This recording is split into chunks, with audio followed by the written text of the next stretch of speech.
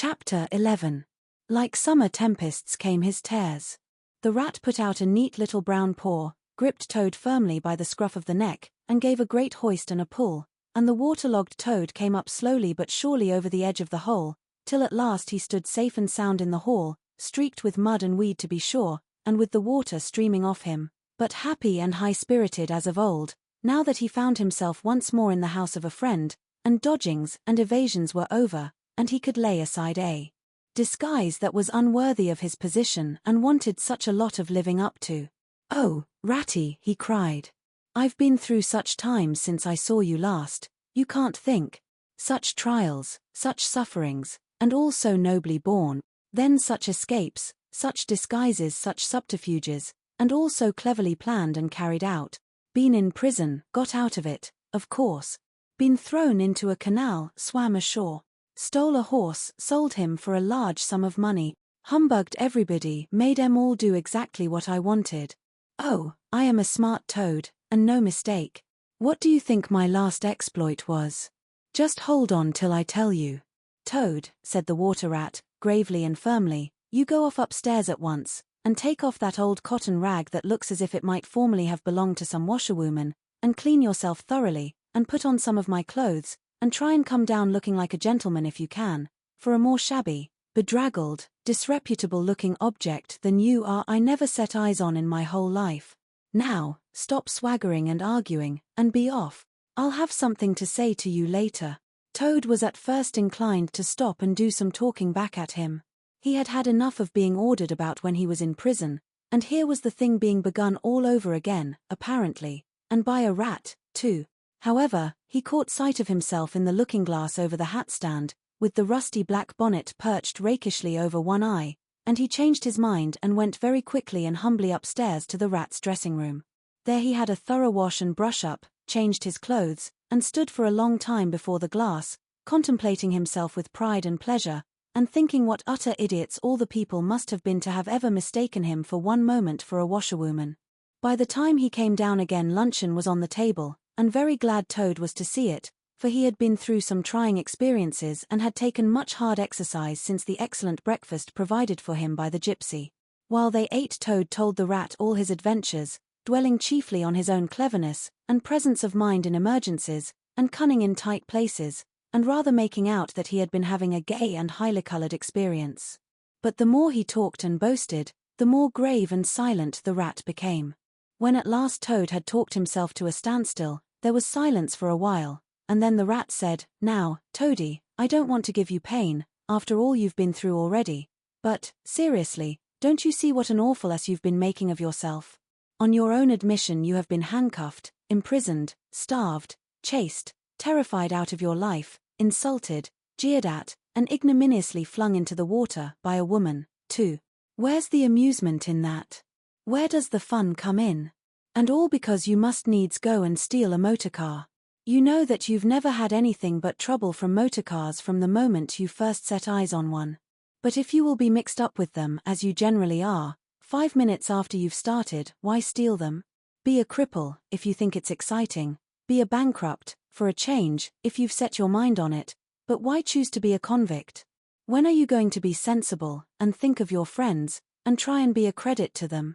Do you suppose it's any pleasure to me, for instance, to hear animals saying, as I go about, that I'm the chap that keeps company with galebirds? Now, it was a very comforting point in Toad's character that he was a thoroughly good-hearted animal and never minded being jawed by those who were his real friends. And even when most set upon a thing, he was always able to see the other side of the question. So although, while the rat was talking so seriously, he kept saying to himself mutinous, but it was fun, though, awful fun, and making strange suppressed noises inside him, kickck, and poop pee, and other sounds resembling stifled snorts, or the opening of soda-water bottles, yet when the rat had quite finished, he heaved a deep sigh and said, very nicely and humbly, "Quite right, rat. How sound you always are. Yes, I've been a conceited old ass, I can quite see that, but now I'm going to be a good Toad, and not do it any more. As for motor cars, I've not been at all so keen about them since my last ducking in that river of yours. The fact is, while I was hanging on to the edge of your hole and getting my breath, I had a sudden idea, a really brilliant idea, connected with motorboats. There. Don't take on so, old chap, and stamp, and upset things. It was only an idea, and we won't talk any more about it now. We'll have our coffee, and a smoke, and a quiet chat, and then I'm going to stroll quietly down to Toad Hall, and get into clothes of my own, and set things going again on the old lines. I've had enough of adventures. I shall lead a quiet, steady, respectable life, pottering about my property, and improving it, and doing a little landscape gardening at times. There will always be a bit of dinner for my friends when they come to see me, and I shall keep a pony chaise to jog about the country in, just as I used to in the good old days, before I got restless, and wanted to do things. Stroll quietly down to Toad Hall, cried the rat, greatly excited. What are you talking about? Do you mean to say you haven't heard? Heard what? Said Toad, turning rather pale. Go on, Ratty, quick.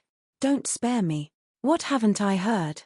Do you mean to tell me, shouted the rat, thumping with his little fist upon the table, that you've heard nothing about the stoats and weasels? What, the wild woodus? Cried Toad, trembling in every limb. No, not a word. What have they been doing? And how they've been and taken Toad Hall, continued the rat. Toad leaned his elbows on the table and his chin on his paws, and a large tear welled up in each of his eyes, overflowed and splashed on the table, plop, plop. Go on, Ratty, he murmured presently, tell me all. The worst is over. I am an animal again. I can bear it. When you've got into that trouble of yours, said the rat, slowly and impressively, I mean, when you disappeared from society for a time, over that misunderstanding about a machine, you know. Toad merely nodded. Well, it was a good deal talked about down here, naturally, continued the rat, not only along the riverside, but even in the wild wood. Animals took sides, as always happens. The river bankers stuck up for you, and said you had been infamously treated, and there was no justice to be had in the land nowadays. But the wildwood animals said hard things, and served you right, and it was time this sort of thing was stopped. And they got very cocky, and went about saying you were done for this time, you would never come back again, never, never.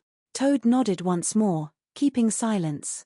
That's the sort of little beasts they are, the rat went on. But Mole and Badger, they stuck out, through thick and thin, that you would come back again soon, somehow. They didn't know exactly how, but somehow. Toad began to sit up in his chair again, and to smirk a little. They argued from history, continued the rat. They said that no criminal laws had ever been known to prevail against cheek and plausibility such as yours, combined with the power of a long purse. So they arranged to move their things into Toad Hall, and sleep there, and keep it aired, and have it all ready for you when you turned up. They didn't guess what was going to happen, of course. Still, they had their suspicions of the wildwood animals. Now I come to the most painful and tragic part of my story. One dark night, it was a very dark night, and blowing hard, too, and raining simply cats and dogs, a band of weasels, armed to the teeth, crept silently up the carriage drive to the front entrance. Simultaneously, a body of desperate ferrets, advancing through the kitchen garden, possessed themselves of the backyard and offices, while a company of skirmishing stoats who stuck at nothing occupied the conservatory and the billiard room, and held the French windows opening onto the lawn. The Mole and the Badger were sitting by the fire in the smoking room, telling stories and suspecting nothing, for it wasn't a night for any animals to be out in, when those bloodthirsty villains broke down the doors and rushed in upon them from every side. They made the best fight they could, but what was the good? They were unarmed, and taken by surprise, and what can two animals do against hundreds? They took and beat them severely with sticks, those two poor faithful creatures, and turned them out into the cold and the wet, with many insulting and uncalled-for remarks. Here the unfeeling Toad broke into a snigger, and then pulled himself together and tried to look particularly solemn. And the wild wooders have been living in Toad Hall ever since, continued the rat, and going on simply anyhow, lying in bed half the day, and breakfast at all hours, and the place in such a mess, I'm told, it's not fit to be seen, eating your grub, and drinking your drink, and making bad jokes about you, and singing vulgar songs, about prisons and magistrates, and policemen, horrid personal songs, with no humour in them. And they're telling the tradespeople and everybody that they've come to stay for good. Oh, have they, said Toad, getting up and seizing a stick. I'll jolly soon see about that. It's no good, Toad, called the rat after him. You'd better come back and sit down, you'll only get into trouble. But the Toad was off, and there was no holding him. He marched rapidly down the road, his stick over his shoulder, fuming and muttering to himself in his anger, till he got near his front gate, when suddenly there popped up from behind the palings a long yellow ferret with a gun. Who comes there? Said the ferret sharply. Stuff and nonsense, said Toad, very angrily. What do you mean by talking like that to me? Come out of that at once, or I'll. The ferret said never a word, but he brought his gun up to his shoulder. Toad prudently dropped flat in the road, and bang, a bullet whistled over his head. The startled Toad scrambled to his feet and scampered off down the road as hard as he could, and as he ran he heard the ferret laughing and other horrid thin little laughs taking it up and carrying on the sound. He went back, very crestfallen, and told the water rat. What did I tell you? Said the rat. It's no good. They've got sentries posted, and they are all armed. You must just wait. Still, Toad was not inclined to give in all at once. So he got out the boat, and set off rowing up the river to where the garden front of Toad Hall came down to the waterside. Arriving within sight of his old home, he rested on his oars and surveyed the land cautiously. All seemed very peaceful and deserted and quiet. He could see the whole front of Toad Hall, glowing in the evening sunshine, the pigeons settling by twos and threes along the straight line of the roof, the garden, a blaze of flowers, the creek that led up to the boathouse, the little wooden bridge that crossed it, all tranquil, uninhabited, apparently waiting for his return. He would try the boathouse first, he thought. Very warily he paddled up to the mouth of the creek, and was just passing under the bridge, when, crash, a great stone, dropped from above, smashed through the bottom of the boat. It filled and sank, and Toad found himself struggling in deep water. Looking up, he saw two stoats leaning over the parapet of the bridge and watching him with great glee. It will be your head next time, Toady, they called out to him. The indignant Toad swam to shore, while the stoats laughed and laughed, supporting each other, and laughed again, till they nearly had 2 fits, that is, 1 fit each, of course. The Toad retraced his weary way on foot, and related his disappointing experiences to the water rat once more. Well, what did I tell you? Said the rat very crossly. And, now, look here. See what you've been and done.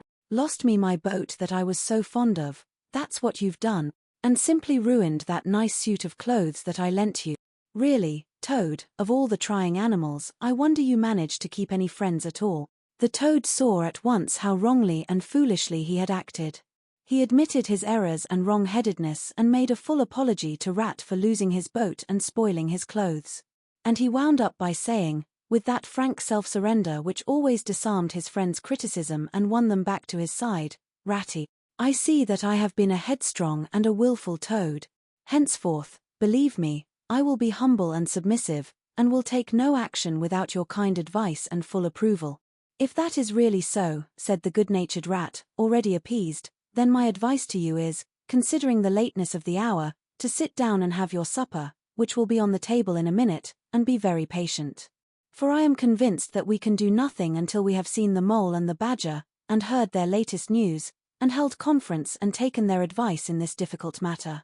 Oh, yes, of course, the Mole and the Badger, said Toad, lightly. What's become of them, the dear fellows? I had forgotten all about them. Well may you ask, said the Rat reproachfully. While you were riding about the country in expensive motor cars, and galloping proudly on blood horses, and breakfasting on the fat of the land, those 2 poor devoted animals have been camping out in the open, in every sort of weather, living very rough by day and lying very hard by night, watching over your house, patrolling your boundaries, keeping a constant eye on the stoats and the weasels, scheming and planning and contriving how to get your property back for you. You don't deserve to have such true and loyal friends, Toad, you don't, really. Some day, when it's too late, you'll be sorry you didn't value them more while you had them. I'm an ungrateful beast, I know, sobbed Toad, shedding bitter tears. Let me go out and find them, out into the cold, dark night, and share their hardships, and try and prove by hold on a bit. Surely I heard the chink of dishes on a tray. Supper's here at last, hooray. Come on, Ratty. The Rat remembered that poor Toad had been on prison fare for a considerable time, and that large allowances had therefore to be made. He followed him to the table accordingly, and hospitably encouraged him in his gallant efforts to make up for past privations. They had just finished their meal and resumed their armchairs, when there came a heavy knock at the door. Toad was nervous, but the rat, nodding mysteriously at him, went straight up to the door and opened it, and in walked Mr. Badger. He had all the appearance of one who for some nights had been kept away from home and all its little comforts and conveniences. His shoes were covered with mud, and he was looking very rough and tousled, but then he had never been a very smart man, the Badger, at the best of times. He came solemnly up to Toad, shook him by the paw, and said, "Welcome home, Toad." Alas! What am I saying? Home, indeed. This is a poor homecoming. Unhappy Toad. Then he turned his back on him, sat down to the table, drew his chair up, and helped himself to a large slice of cold pie. Toad was quite alarmed at this very serious and portentous style of greeting, but the rat whispered to him, "Never mind, don't take any notice, and don't say anything to him just yet. He's always rather low and despondent when he's wanting his victuals. In half an hour's time he'll be quite a different animal." So they waited in silence, and presently there came another and a lighter knock. The rat, with a nod to Toad, went to the door and ushered in the mole, very shabby and unwashed, with bits of hay and straw sticking in his fur. "Hooray! Here's old Toad," cried the mole, his face beaming. "Fancy having you back again," and he began to dance round him. "We never dreamt you would turn up so soon. Why, you must have managed to escape, you clever, ingenious, intelligent Toad." The rat, alarmed, pulled him by the elbow, but it was too late. Toad was puffing and swelling already. "Clever? Oh, no," he said. "I'm not really clever, according to my friends. I've only broken out of the strongest prison in England, that's all, and captured a railway train and escaped on it, that's all, and disguised myself and gone about the country humbugging everybody, that's all. Oh, no. I'm a stupid ass, I am. I'll tell you one or two of my little adventures, Mole, and you shall judge for yourself." "Well, well," said the mole, moving towards the supper table, "supposing you talk while I eat. Not a bite since breakfast. Oh my, oh my." And he sat down and helped himself liberally to cold beef and pickles. Toad straddled on the hearthrug, thrust his paw into his trouser pocket and pulled out a handful of silver. "Look at that," he cried, displaying it. "That's not so bad, is it, for a few minutes' work? And how do you think I done it, Mole? Horse dealing. That's how I done it." "Go on, Toad," said the mole, immensely interested. "Toad, do be quiet, please," said the rat. "And don't you egg him on, Mole, when you know what he is, but please tell us as soon as possible what the position is, and what's best to be done, now that Toad is back at last." "The position's about as bad as it can be," replied the mole grumpily, "and as for what's to be done, why, blessed if I know. The Badger and I have been round and round the place, by night and by day, always the same thing. Sentries posted everywhere, guns poked out at us, stones thrown at us, always an animal on the lookout, and when they see us, my, how they do laugh. That's what annoys me most. It's a very difficult situation," said the rat, reflecting deeply. "But I think I see now, in the depths of my mind, what Toad really ought to do. I will tell you. He ought to." "No, he oughtn't," shouted the mole, with his mouth full. "Nothing of the sort. You don't understand. What he ought to do is, he ought to—" "Well, I shan't do it, anyway," cried Toad, getting excited. "I'm not going to be ordered about by you fellows. It's my house we're talking about, and I know exactly what to do, and I'll tell you.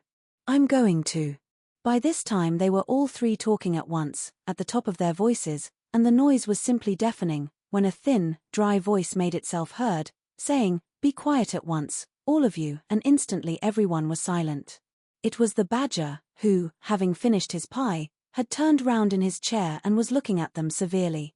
When he saw that he had secured their attention, and that they were evidently waiting for him to address them, he turned back to the table again and reached out for the cheese. And so great was the respect commanded by the solid qualities of that admirable animal, that not another word was uttered until he had quite finished his repast and brushed the crumbs from his knees. The Toad fidgeted a good deal, but the rat held him firmly down. When the Badger had quite done, He got up from his seat and stood before the fireplace, reflecting deeply. At last he spoke. "Toad," he said severely. "You bad, troublesome little animal. Aren't you ashamed of yourself? What do you think your father, my old friend, would have said if he had been here tonight, and had known of all your goings-on?" Toad, who was on the sofa by this time, with his legs up, rolled over on his face, shaken by sobs of contrition. There, went on the Badger, more kindly.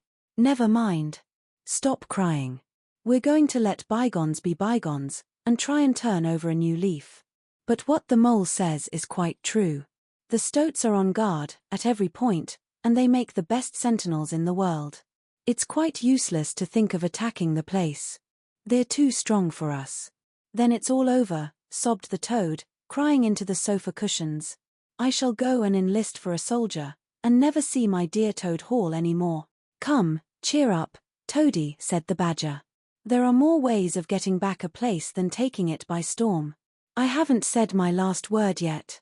Now I'm going to tell you a great secret." Toad sat up slowly and dried his eyes. Secrets had an immense attraction for him, because he never could keep one, and he enjoyed the sort of unhallowed thrill he experienced when he went and told another animal, after having faithfully promised not to. "There is an underground passage," said the Badger, impressively, "that leads from the riverbank, quite near here, right up into the middle of Toad Hall." "Oh, nonsense, Badger," said Toad, rather airily. "You've been listening to some of the yarns they spin in the public houses about here. I know every inch of Toad Hall, inside and out. Nothing of the sort, I do assure you." "My young friend," said the Badger, with great severity, "your father, who was a worthy animal, a lot worthier than some others I know, was a particular friend of mine, and told me a great deal he wouldn't have dreamt of telling you. He discovered that passage. He didn't make it, of course. That was done hundreds of years before he ever came to live there, and he repaired it and cleaned it out, because he thought it might come in useful some day, in case of trouble or danger, and he showed it to me. 'Don't let my son know about it,' he said. 'He's a good boy, but very light and volatile in character, and simply cannot hold his tongue. If he's ever in a real fix, and it would be of use to him, you may tell him about the secret passage, but not before.'" The other animals looked hard at Toad to see how he would take it. Toad was inclined to be sulky at first, but he brightened up immediately, like the good fellow he was. "Well, well," he said, "perhaps I am a bit of a talker. A popular fellow such as I am, my friends get round me, we chaff, we sparkle, we tell witty stories, and somehow my tongue gets wagging. I have the gift of conversation. I've been told I ought to have a salon, whatever that may be. Never mind. Go on, Badger. How's this passage of yours going to help us?" "I've found out a thing or two lately," continued the Badger. "I got Otter to disguise himself as a sweep and call at the back door with brushes over his shoulder, asking for a job. There's going to be a big banquet tomorrow night. It's somebody's birthday, the Chief Weasel's, I believe, and all the weasels will be gathered together in the dining hall, eating and drinking and laughing and carrying on, suspecting nothing. No guns, no swords, no sticks, no arms of any sort whatever. But the sentinels will be posted as usual," remarked the Rat. "Exactly," said the Badger, "that is my point. The weasels will trust entirely to their excellent sentinels.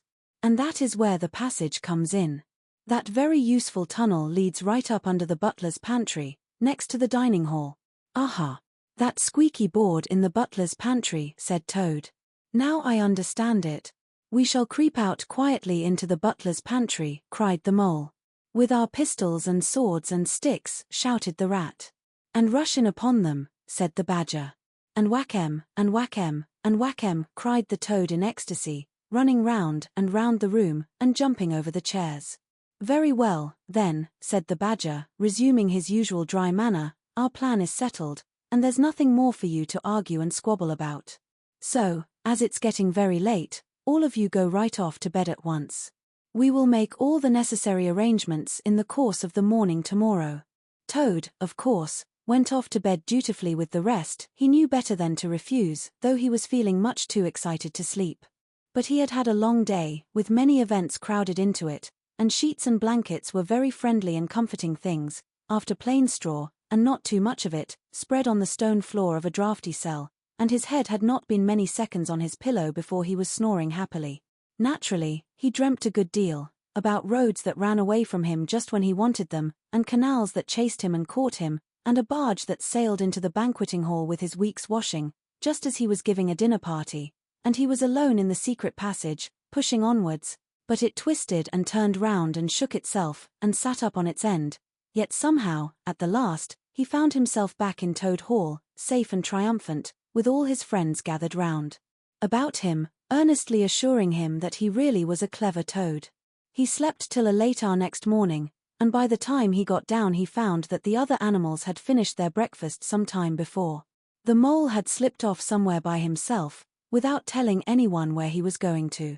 The badger sat in the armchair, reading the paper, and not concerning himself in the slightest about what was going to happen that very evening. The rat, on the other hand, was running round the room busily, with his arms full of weapons of every kind, distributing them in 4 little heaps on the floor, and saying excitedly under his breath, as he ran, "Here's a sword for the rat, here's a sword for the mole, here's a sword for the toad, here's a sword for the badger, here's a pistol for the rat, here's a pistol for the mole, here's a pistol for the toad, here's a pistol for the badger," and so on, in a regular, rhythmical way, while the 4 little heaps gradually grew and grew. "That's all very well, rat," said the badger presently, looking at the busy little animal over the edge of his newspaper. "I'm not blaming you. But just let us once get past the stoats, with those detestable guns of theirs, and I assure you we shan't want any swords or pistols. We 4, with our sticks, once we're inside the dining hall, why, we shall clear the floor of all the lot of them in 5 minutes. I'd have done the whole thing by myself, only I didn't want to deprive you fellows of the fun. It's as well to be on the safe side," said the rat reflectively, polishing a pistol barrel on his sleeve and looking along it. The toad, having finished his breakfast, picked up a stout stick and swung it vigorously, belaboring imaginary animals. "I'll learn 'em to steal my house," he cried. "I'll learn 'em, I'll learn 'em." "Don't say learn 'em, Toad," said the rat, greatly shocked. "It's not good English." "What are you always nagging at Toad for?" inquired the badger, rather peevishly. "What's the matter with his English? It's the same what I use myself, and if it's good enough for me, it ought to be good enough for you." "I'm very sorry," said the rat humbly. "Only I think it ought to be teach 'em, not learn 'em." "But we don't want to teach 'em," replied the badger. "We want to learn 'em, learn 'em, learn 'em, and what's more, we're going to do it, too." "Oh, very well, have it your own way," said the rat. He was getting rather muddled about it himself, and presently he retired into a corner, where he could be heard muttering, "Learn 'em, teach 'em, learn 'em," till the badger told him rather sharply to leave off. Presently the mole came tumbling into the room, evidently very pleased with himself. "I've been having such fun," he began at once. "I've been getting a rise out of the stoats." "I hope you've been very careful, mole," said the rat anxiously. "I should hope so, too," said the mole confidently. "I got the idea when I went into the kitchen, to see about Toad's breakfast being kept hot for him. I found that old washerwoman dress that he came home in yesterday, hanging on a towel horse before the fire. So I put it on, and the bonnet as well, and the shawl, and off I went to Toad Hall, as bold as you please. The sentries were on the lookout, of course, with their guns and their who comes there, and all the rest of their nonsense. 'Good morning, gentlemen,' says I, very respectful. 'Want any washing done today?' They looked at me very proud and stiff and haughty, and said, 'Go away, washerwoman. We don't do any washing on duty. Or any other time.' Says I, ho, ho, ho. Wasn't I funny, Toad?" "Poor, frivolous animal," said Toad, very loftily. The fact is, he felt exceedingly jealous of Mole for what he had just done. It was exactly what he would have liked to have done himself, if only he had thought of it first, and hadn't gone and overslept himself. "Some of the stoats turned quite pink," continued the mole, "and the sergeant in charge, he said to me, very short, he said, 'Now run away, my good woman, run away. Don't keep my men idling and talking on their posts.' 'Run away,' says I, 'it won't be me that'll be running away, in a very short time from now.' 'Oh moly, how could you?' said the rat, dismayed. The badger laid down his paper. "I could see them pricking up their ears and looking at each other," went on the mole, "and the sergeant said to them, 'Never mind her, she doesn't know what she's talking about.'" "Oh, "Don't I?" said I. "Well, let me tell you this. My daughter, she washes for Mr. Badger, and that'll show you whether I know what I'm talking about, and you'll know pretty soon, too. 100 bloodthirsty badgers, armed with rifles, are going to attack Toad Hall this very night, by way of the paddock. 6 boatloads of rats, with pistols and cutlasses, will come up the river and effect a landing in the garden, while a picked body of toads, known as the diehards, or the death or glory toads, will storm the orchard and carry everything before them, yelling for vengeance. There won't be much left of you to wash, by the time they've done with you, unless you clear out while you have the chance." Then I ran away, and when I was out of sight I hid, and presently I came creeping back along the ditch and took a peep at them through the hedge. They were all as nervous and flustered as could be, running all ways at once, and falling over each other, and everyone giving orders to everybody else and not listening, and the sergeant kept sending off parties of stoats to distant parts of the grounds, and then sending other fellows to fetch 'em back again, and I heard them saying to each other, "That's just like the weasels, they're to stop comfortably in the banqueting hall, and have feasting and toasts and songs and all sorts of fun, while we must stay on guard in the cold and the dark, and in the end be cut to pieces by bloodthirsty badgers." "Oh, you silly ass, Mole," cried Toad, "you've been and spoilt everything." "Mole," said the badger, in his dry, quiet way, "I perceive you have more sense in your little finger than some other animals have in the whole of their fat bodies. You have managed excellently, and I begin to have great hopes of you. Good Mole. Clever Mole." The Toad was simply wild with jealousy, more especially as he couldn't make out for the life of him what the Mole had done that was so particularly clever, but, fortunately for him, before he could show temper or expose himself to the badger's sarcasm, the bell rang for luncheon. It was a simple but sustaining meal, bacon and broad beans, and a macaroni pudding, and when they had quite done, the badger settled himself into an armchair, and said, "Well, we've got our work cut out for us tonight, and it will probably be pretty late before we're quite through with it, so I'm just going to take 40 winks, while I can." And he drew a handkerchief over his face and was soon snoring.